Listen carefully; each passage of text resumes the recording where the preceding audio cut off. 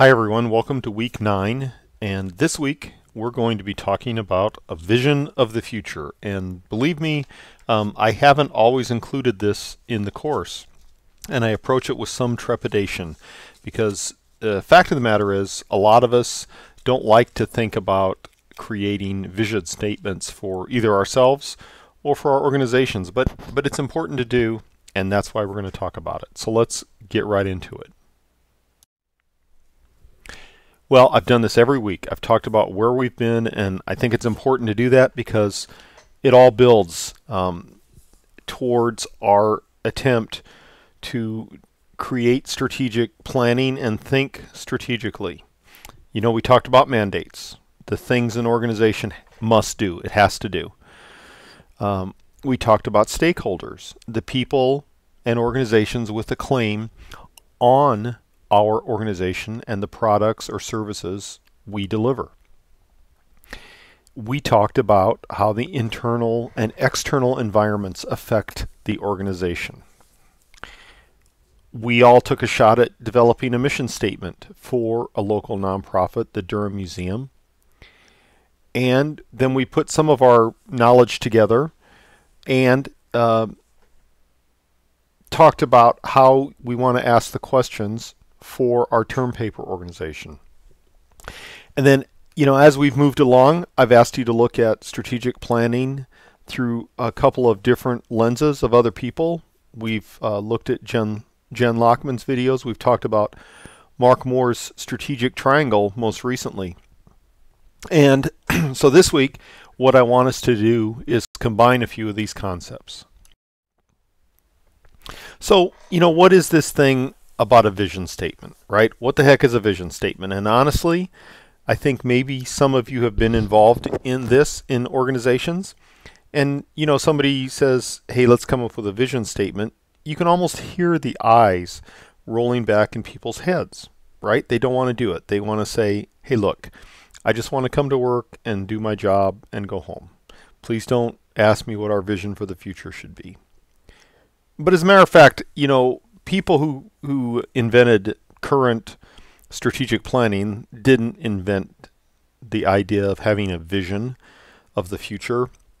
Really, it's as old as our written language itself. Remember reading the story, The Odyssey, in high school by Homer. You know, Odysseus, in addition to fighting cyclopses and monsters and sirens, being shipwrecked and doing all these things, the reason he was doing all that stuff was because he had a vision for his family. He wanted to find his father, thought dead, and he wanted to save his mother from these guys called the suitors, and he wanted his family to be reunited. And so he went through this long and arduous journey because he had a vision of the future. In some ancient text in the Old Testament, there's this saying that says, without a vision, the people perish. And a lot of people use that saying. But really, that saying was written by a guy, King Solomon, who had a vision for his own kingdom. He wanted to expand it. And as an ancient, he wanted to expand his kingdom. And that's what he did. And then you're all familiar with this next vision statement. It comes from the preamble of the U.S. Constitution.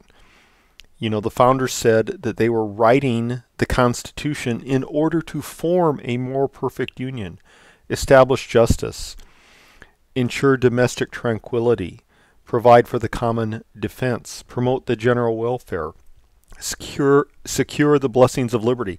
They weren't really saying that, you know, they had done all those things, that they had attained all those things. And in fact, an honest study of history would probably tell you that they hadn't. But it was aspirational.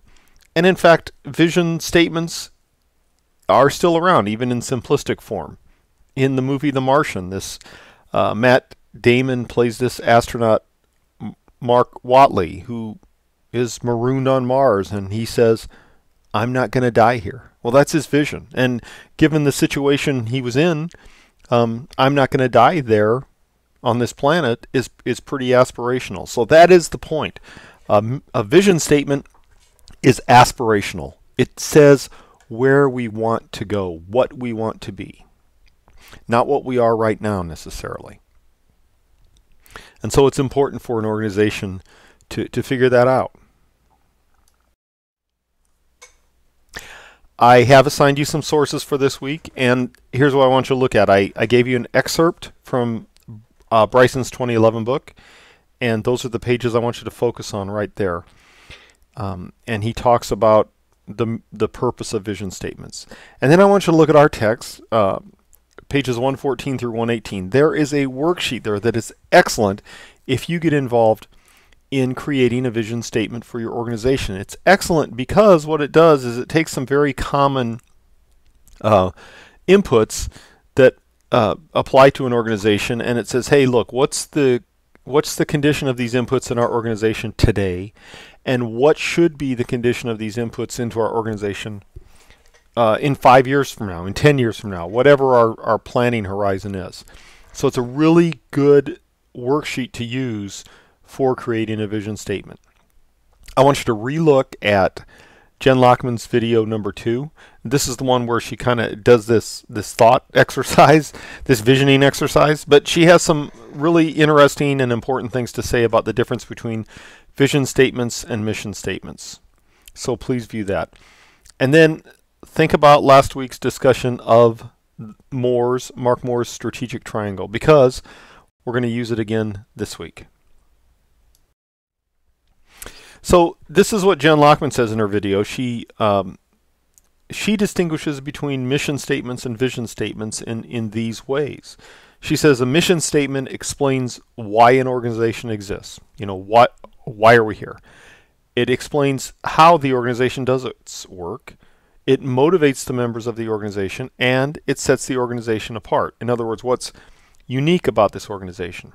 And then what she says a vision statement does is that it articulates what success looks like. In other words, hey, how do we know we're successful 5 years from now? What's that look like?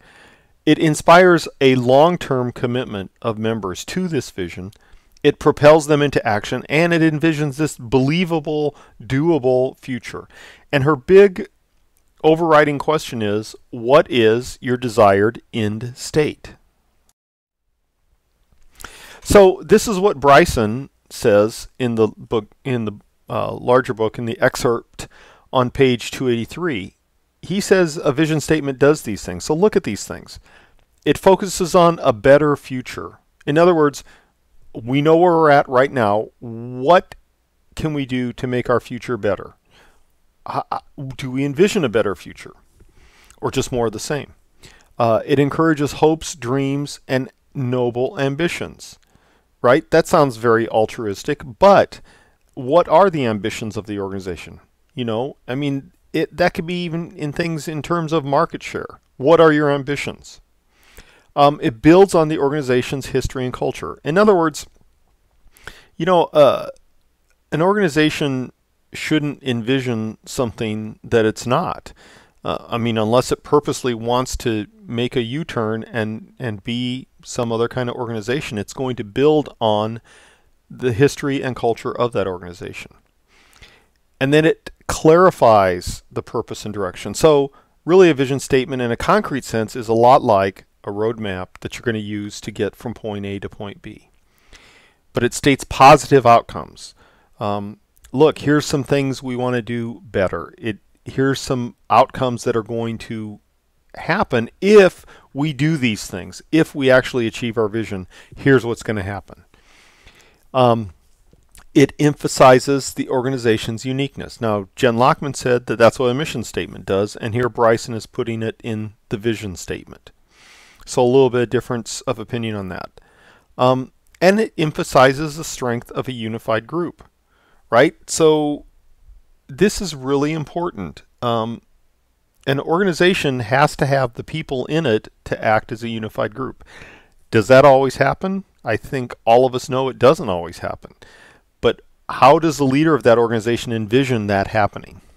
And then it uses words, pictures, images, and metaphors. So, you know, how would you draw your organization? What would it look like in a picture? And then the whole vision statement communicates some enthusiasm and excitement within the organization, and it fosters commitment and dedication to this vision. Well, here we go. We're back on the strategic triangle, and to me, the strategic triangle is one way to describe an organization in its current state, but it's also, I think, a way to envision the future of this organization. And so we have these three legs of the triangle, right? We have public value, what the organization, what kind of value it provides. And public value is supported by legitimacy and support and capacity. So let's think about the organization not just today, but in the future. So here we go. Public value. Here's some questions you can ask if you're envisioning the future through the lens of the strategic triangle.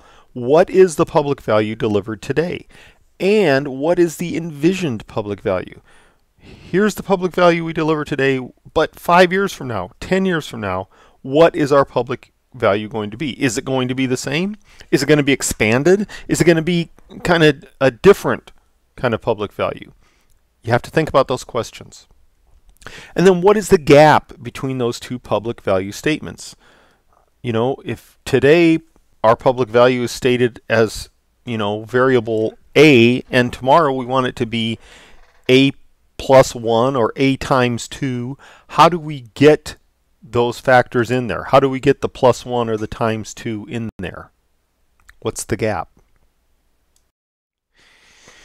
Now, how about legitimacy and support? So again, what is the authorizing environment today? Where does our legitimacy come from today? What is the public's view of the organization? And in the future, is the authorizing environment going to change? Is the public's view of the organization going to change? In our envisioned future, in our envisioned state in the future, how do we increase our legitimacy and support, and how will we do that? Again, this leads us to thinking about a gap between today and our envisioned state. And then finally, capacity. What is our capacity as it exists today? So in our organization today, we have funding and budgets.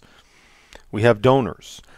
We have facilities. We have staff. We have maybe have volunteers, you know, a board of directors. Those are the things that are in our capacity today. But what kind of capacity do we need in our envisioned end state, whether that's 2 years from now, 5 years from now, 10 years from now? What kind of capacity do we need to achieve the desired end state? And again, where are the deficits? Where are the gaps between today's capacity and the capacity we need in the future? And so, what I'm asking you to do this week in the discussion board is to kind of put all this together. And I want you to let your creative juices flow a little bit.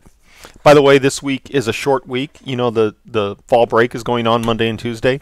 So the discussions won't be due until Thursday and Saturday for feedback to each other.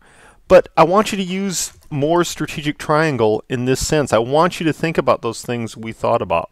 Public value, capacity, legitimacy, and support. And I want you to answer these 6 questions in terms of what do these things look like today? And what are the things that will exist tomorrow? And then think about the gaps. How would an organization fill the gaps? And so it doesn't matter that much that you're really not the person who's running your term project organization. I want you to put yourself in the place of that person, that executive director, that top leader in that organization, and say, hey, look, if it was my vision to come up with, here's what it would be.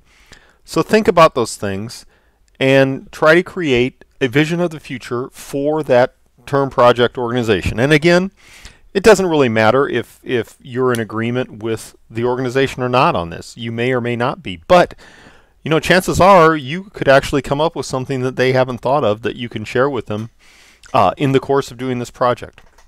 So again, be innovative, be creative, and try to come up with a vision of the future. I am looking forward to seeing what you come up with. Thanks very much.